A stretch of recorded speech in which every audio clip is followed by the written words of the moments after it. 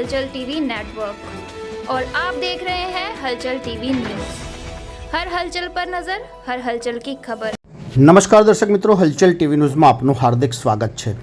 વાસદ પાસે આવેલા national highway toll નાકાનો મહત્વનો નિર્ણય। વાસદ અને આસપાસના 20 કિલોમીટરમાં વસવાટ કરતા લોકોને માસિક પાસ આપવાનો નિર્ણય કરવામાં આવ્યો છે। નિર્ણયથી નિયમિત નોકરી માટે અપડાઉન કરતા વાહન ચાલકોને ફાયદો થશે।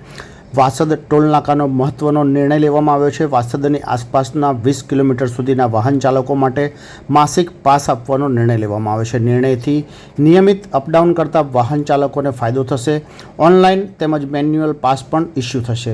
આ પાસનો લાભ માત્ર નોન કોમર્શિયલ વાહનો માટે જ રહેશે।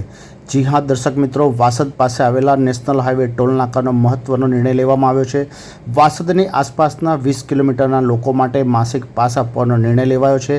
નિર્ણયથી નિયમિત નોકરી માટે અપડાઉન કરતા વાહન ચાલકોને ફાયદો થશે।